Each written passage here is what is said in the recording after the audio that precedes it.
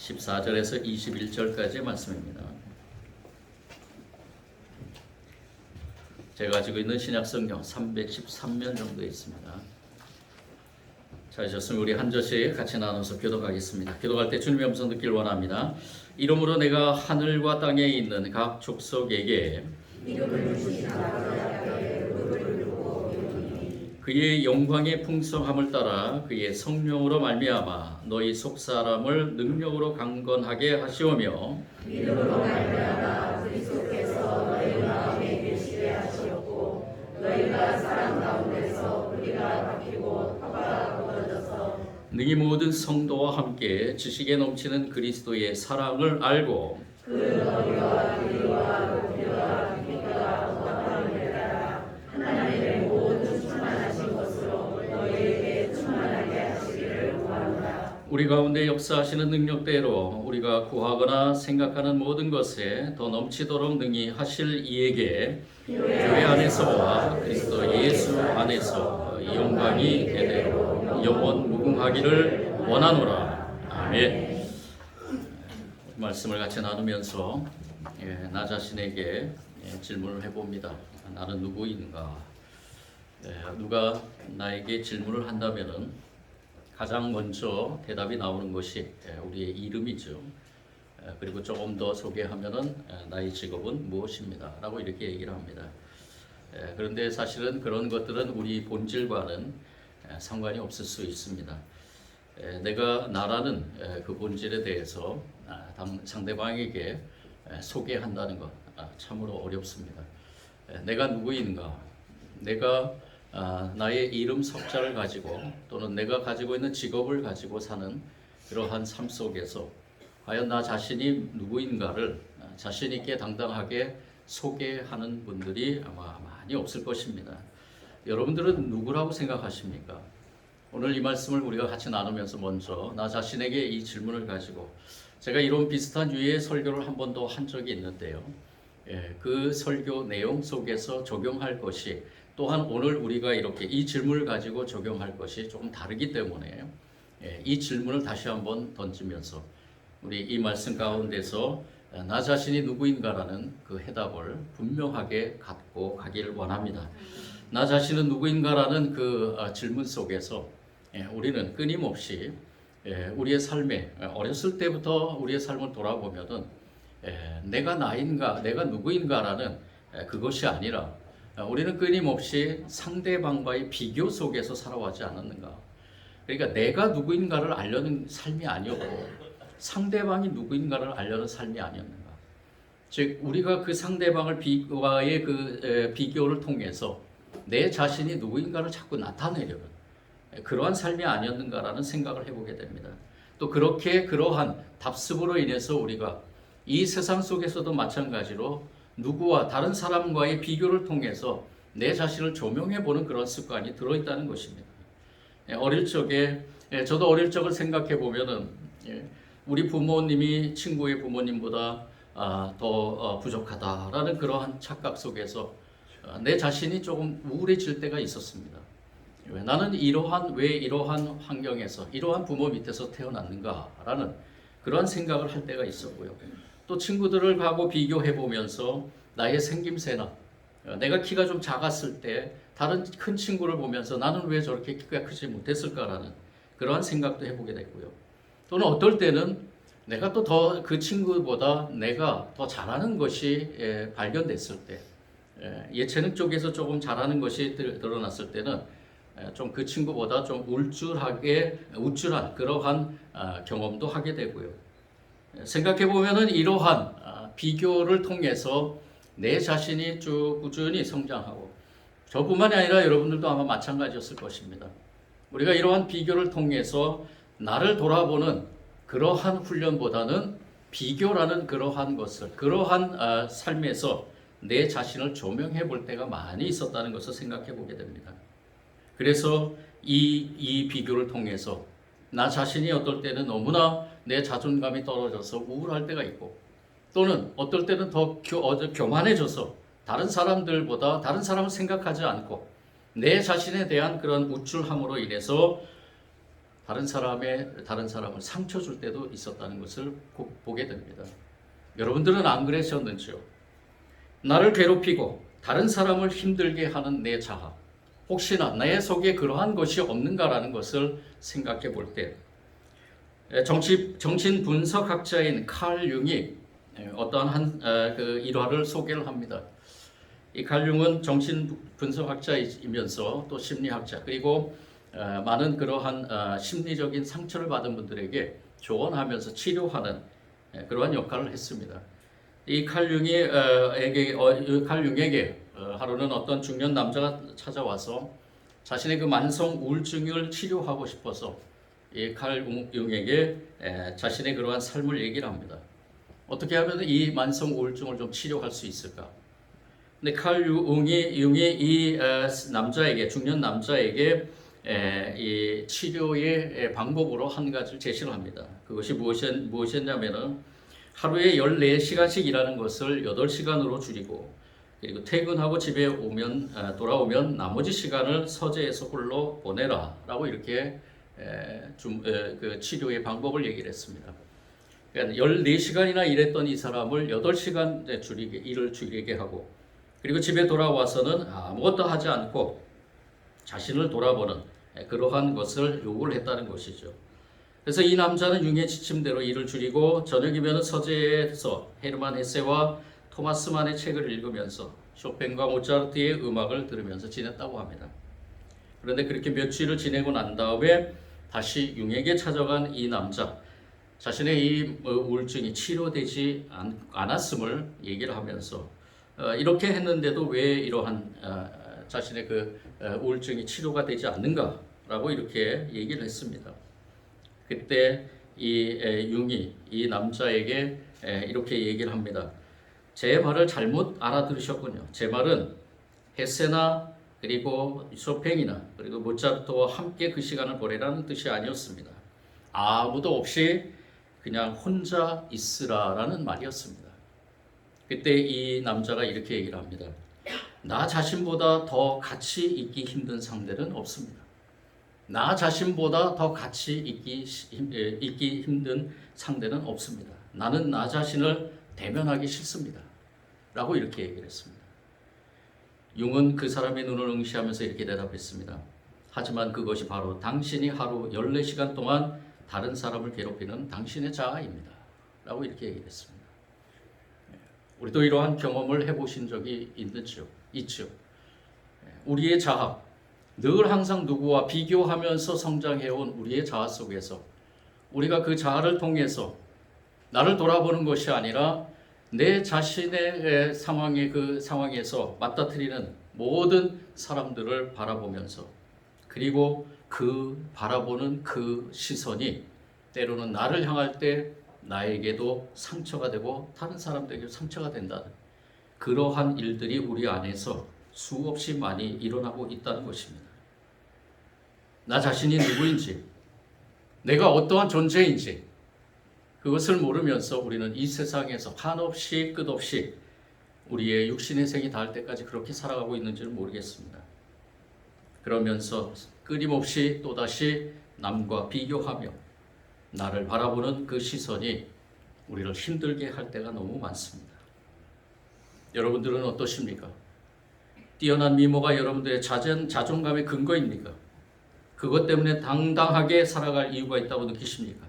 그 미모가 얼마나 갈 것 같습니까? 미모라는 것은 매우 주관적이기 때문에 당신이 사랑하는 미모가 추하게 보이는 사람도 있을 텐데, 당신의 미모를 전혀 알아주지 않는 그 사람 앞에서 어쩔 건가?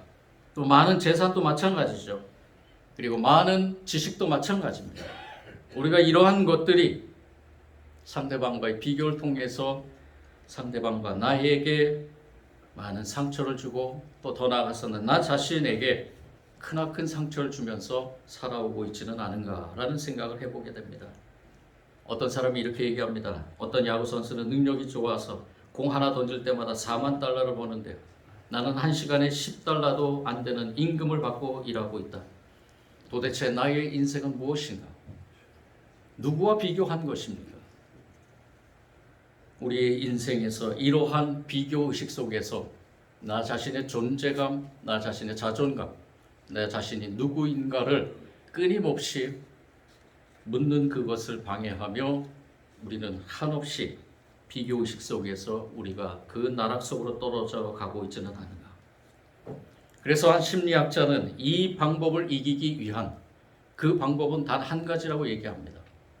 그것이 무엇이냐, 바로 자기 자신을 대면해야 하는 것이라는 겁니다.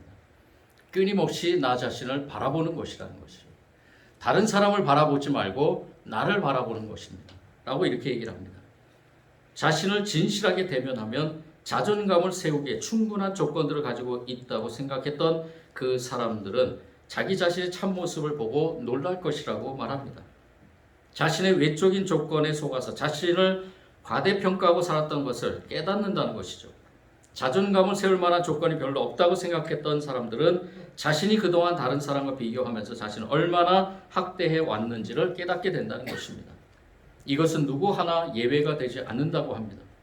다른 사람과 비교하지 않고 홀로 자신을 대면한 사람이라면, 그리고 정직하고 진실하게 자신을 본 사람이라면 한없이 초라한 자신의 모습에 놀라지 않을 수 없다는 것입니다. 하지만 그 자신을 대면해야 하고 끌어안아야만 된다고 합니다.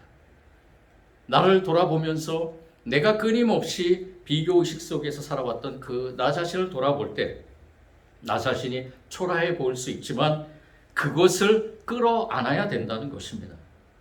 마음의 귀향이라는 책을 쓴 니콜라스 하난이라는 사람은 이 점에 대해서 이렇게 얘기를 합니다.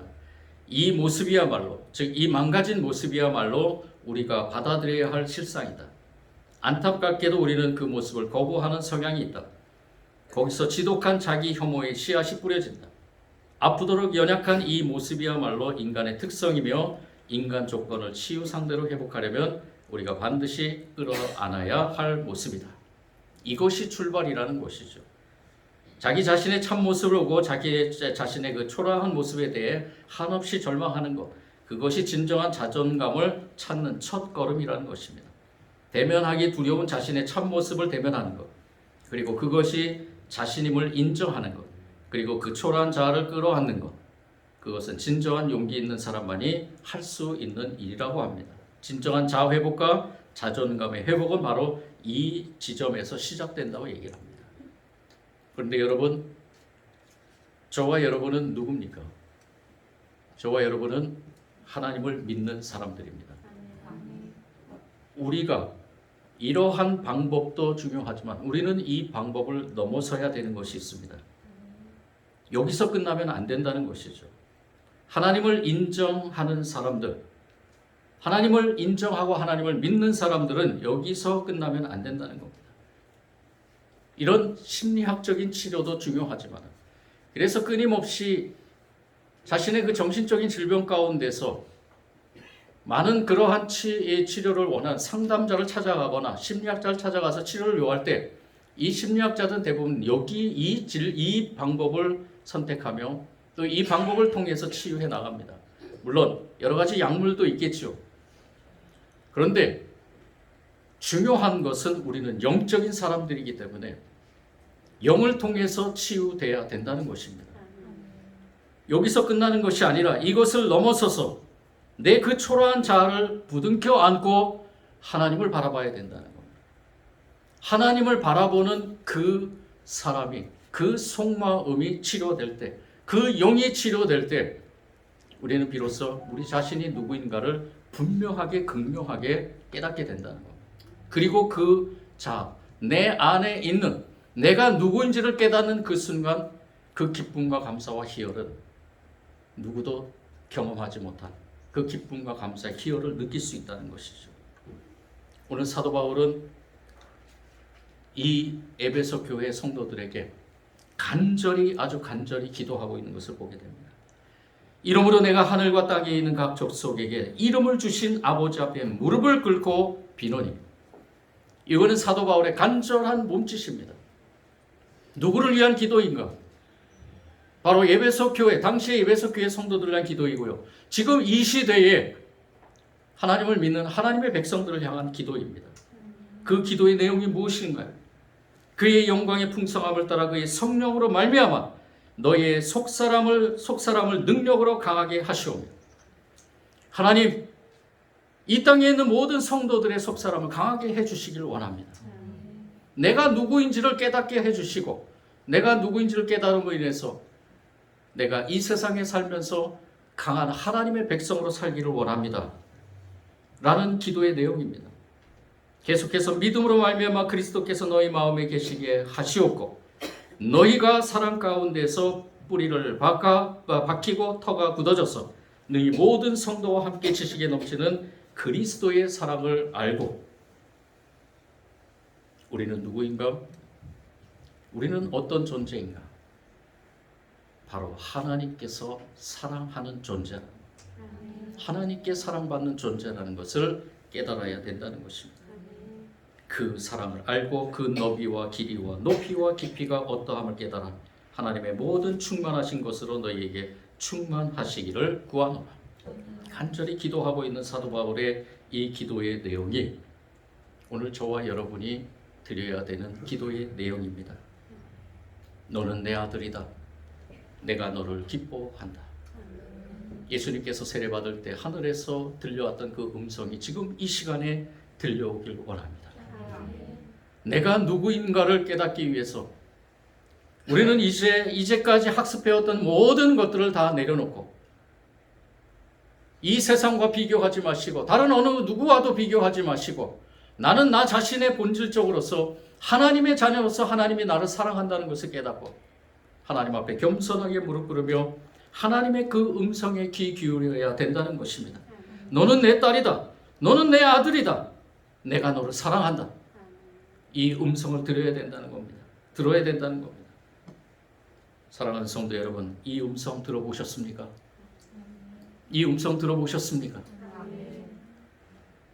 저와 여러분의 존재가 이렇듯 하나님이 사랑하는 존재임을 깨달을 때 저와 여러분의 삶이 달라집니다.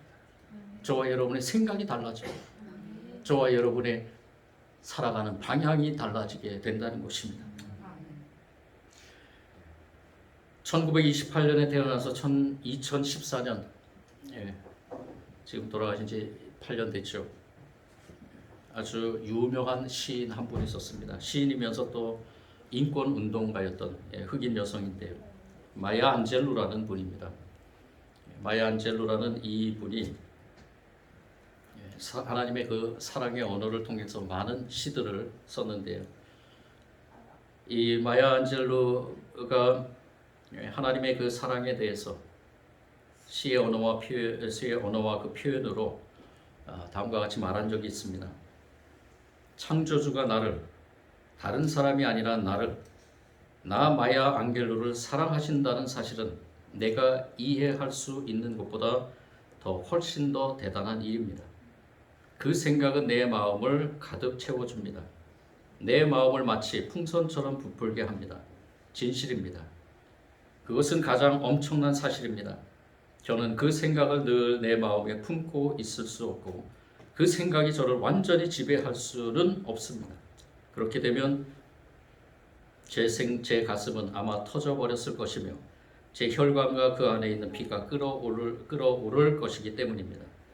제 눈알은 튀어나올 것이고 배꼽이 터지려고 불쑥 튀어나올 것입니다. 제 양다리는 6인치 정도 늘어날 것입니다. 진짜입니다. 하나님의 사랑에 대한 생각은 육체에도 영향을 미칩니다. 저는 그것을 설명할 수 없습니다.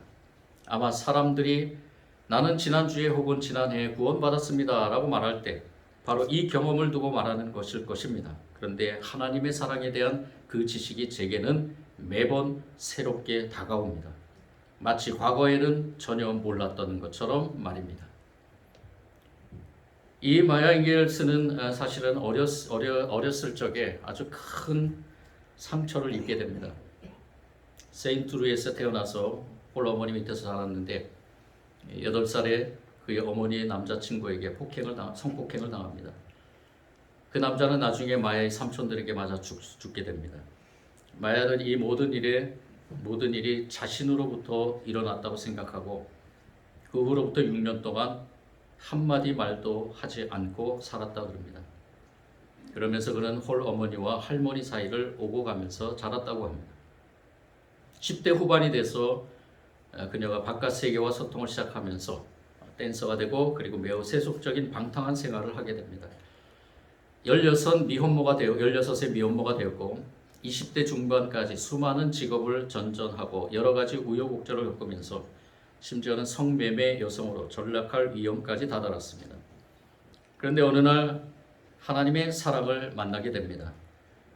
당시만 해도 그는 하나님을 믿지 않았습니다. 그런데 자기가 받고 있는 성악 레슨을 받고 있는 그 성악 선생님이 하나의 책을 소개해 주면서 그 책은 Lessons in Truth라는 책입니다. 그 캐디 이멜라라는 분이 쓴 책인데 이 책의 어떤 부분을 이 앙게스에게 펼쳐주면서 그 부분을 읽어보라고 이렇게 얘기를 했다는 것입니다. 그 중에 한 부분을 읽으라고 했죠. 그 부분이 무엇이었냐면은 바로 하나님은 나를 사랑하십니다 라는 문장으로 끝나는 글이었습니다. 마야가 다 읽고 나서 그 책을 덮은 다음 선생님을 쳐다보니까 그는 마지막 한 문장을 한 번 더 읽어보라고 했다고 합니다. 그 선생님이 그 마야에게 그 문장을 한 번 더 읽어보라고 그랬다는 거죠. 하나님은 나를 사랑하십니다. 그때 선생님이 다시 한번 얘기를 합니다. 한 번 더 읽어봐라. 하나님은 나를 사랑하십니다. 마야는 그 문장을 그렇게 7번을 반복해서 읽었다고 합니다. 그 당시를 회고하면서 마야는 이렇게 자서전에서 적어놨습니다. 7번째 그 문장을 읽었을 때 어쩌면 이게 진실일지도 모른다는 생각, 어쩌면 하나님이 나를 진실로 사랑할지 모른다는 생각이 들었습니다. 저를 말입니다. 마야 앙겔로를 말입니다. 저는 갑자기 그 느낌에 압도되어 그 자리에서 울기 시작했습니다. 저는 생각했습니다. 만약 하나님께서 나를 사랑하신다면 저는 놀라운 일을 할 수 있을 거라고 말입니다. 그 지식은 저를 겸손하게 하고 제 뼈를 녹이고 제 눈을 감게 하고 제 치아가 이 몸에서 분리되는 것처럼 느끼게 합니다. 저는 무한한 자유를 느낍니다. 저는 높은 산 위에 나르고 깊은 골짜기를 비행하는 새와 같은 느낌이 듭니다. 저는 은빛 바다의 파도와 물결이 됩니다. 저는 마치 봄의 새순처럼 기대감에 가슴을 설렙니다. 그래서 이 마야 앙게스는 이 느낌을 가지고 하나의 유명한 시를 지게 됩니다. 그래도 나는 일어난다. Still I rise. 그 시에서 또 다른 하나님의 사랑의 메시지를 선포하고 있는 것 같습니다. 그래도 나는 일어난다. 이 마야 앙게스가 자신을 돌아보는 그 순간 내가 누구인가 자신에 대한 존재감을 하나님의 사랑을 통해서 돌아보는 순간 이 마야 앙게스는 이렇게 찬양을 하고 있는 것입니다. 당신은 매정하고 왜곡된 거짓말로 나에 대한 역사를 기록할지 모릅니다. 당신은 나를 먼지 구덩이에 짓밟을지도 모릅니다. 하지만 그래도 나는 먼지처럼 일어날 것입니다. 내가 건방진 것 같아 기분이 나쁩니까? 왜 당신은 우울한 기분에 눌려 삽니까? 내가 걸어다니는 모습은 안방에 있는 유전에서 석유를 퍼내는 사람의 걸음걸이 같습니다. 달처럼 그리고 해처럼 바닷물이 들어오고 나가는 것처럼 분명하게 희망이 솟아오르는 것처럼 그래도 나는 일어날 것입니다. 내가 깨어진 모습을 보고 싶습니까? 고개를 떨구고 눈을 내리깐 모습을 어깨가 눈물처럼 흘러내리고 통곡으로 인해 혼전한 모습을 그런데 내가 당당해 보여서 기분이 나쁩니까? 내가 뒷마당에 금광을 가진 사람처럼 웃고 다니는 것이 받아들이기 힘든가요? 당신은 말로 나를 사살할 수 있습니다. 당신의 눈빛으로 나에게 상처를 입힐 수도 있습니다. 당신의 증오심으로 나를 살해할 수도 있습니다. 하지만 그래도 공기처럼 나는 일어날 것입니다. 공포와 두려움의 밤을 뒤로하고 나는 일어납니다. 상상할 수 없이 쾌청한 새벽을 향하여 나는 일어납니다. 나의 선조들이 준 선물을 가지고 있는 나는 노예의 꿈의 희망입니다. 나는 일어납니다. 나는 일어납니다. 나는 일어납니다. 하나님의 사랑을 품은 하나님의 사랑의 존재로서 확인받은 사람들은 어느 곳에서도 당당하고 어느 곳에서도 하나님이 주신 그 사랑으로 인해서 자신의 존재를 모든 사람들에게 선포할 수 있게 된다는 것을 깨닫게 됩니다. 저와 여러분은 하나님의 사람입니다. 하나님께서 저와 여러분을 그 사랑 안으로 인도해 주셨습니다. 사도 바울은 그래서 로마서 8장에서 이렇게 선포를 합니다. 누가 우리를 그리스도의 사랑에서 끊을 수 있습니까? 환난입니까? 곤고입니까? 박해입니까? 굶주림입니까? 헐벗음입니까? 위협입니까? 또는 칼입니까? 우리는 이 모든 일에 우리를 사랑하여 주신 그분을 힘입어서 이기고도 남습니다. 나는 확신합니다. 죽음도 삶도 천사들도 권세들도 현재 일도 장래 일도 능력도 높음도 기쁨도 그 밖에 어떤 피조물도 우리를 우리 주 예수 그리스도 안에 있는 하나님의 사랑에서 끊을 수 없습니다. 절대 끊을 수 없습니다. 저와 여러분은 그렇게 하나님의 사랑을 덧입은 사람들입니다. 그 사랑에 힘입어서 저와 여러분은 살아가고 있는 줄 믿습니다. 여러분 하나님 사랑하시죠? 하나님도 저와 여러분을 사랑하십니다. 아니 우리가 사랑하기 전에 하나님은 먼저 우리를 사랑하셨습니다. 오늘 이 바울의 기도, 간절한 기도가 이 시간 저와 여러분의 기도가 되기를 원합니다. 하나님의 그 사랑이 우리의 속사람을 강건하게 만듭니다. 우리의 속사람을 강건하게 만들어서 우리의 삶이 강건해집니다. 우리의 삶이 강건해짐으로 인해서 다가올 하나님의 나라에서 우리는 그 믿음을 가지고 당당하게 하나님 나라에 갈 줄 믿습니다. 여러분은 누구이십니까? 여러분의 가장 중요한 것은 무엇입니까? 이렇게 물을 때 우리는 이러한 고백을 하게 됩니다. 우리는 나는 하나님의 사랑을 받은 사람입니다. 그것이 제게는 제일 중요합니다. 우리 시간 이 고백을 가지고 가기를 원합니다. 가슴에 손을 얹으시고 우리 같이 고백합니다. 하나님은 나를 사랑하십니다. 하나님은 나를 사랑하십니다. 나도 하나님을 사랑합니다. 나는 하나님의 사랑을 받은 존재입니다. 우리 모두 이 믿음을 가지고 주님께서 주신 은혜의 삶을 살아가기를 원합니다. 주님 감사합니다. 주님은 우리를 사랑하십니다. 우리는 그 주님의 사랑을 받는 존재입니다. 절대로 우리의 자존감이 이 세상에서 무너지지 않도록 우리 자신이 누구인가를 확실하게 정립하며 하나님의 사랑을 덧입은 사람들로서 세상에 나아가 승리하게 하여 주옵소서. 그리고 우리의 삶을 통해서 다시 한번 하나님의 나라의 백성임을 선포하게 하시고 우리를 바라보는 세상의 눈들이 너는 무엇을 가졌길래 그렇게 당당하게 기쁘고 감사하면서 살고 있느냐. 우리는 자신 있게 고백하며 선포할 때 나는 하나님의 사랑을 덧입은 사람, 하나님이 나를 사랑하기 때문에 내가 이렇게 살고 있다라고 선포하게 하여 주옵소서. 이 시간에 사도 바울의 기도가 우리의 기도가 되기를 원합니다. 우리 교회 공동체 모든 성도들이 이 기도를 드림으로 하나님이 주신 큰 능력, 속사람의 능력을 가지고 세상에 나아가 하나님의 나라의 백성으로 살아가게 하여 주옵소서. 감사를 드리며 예수님 이름으로 기도드립니다.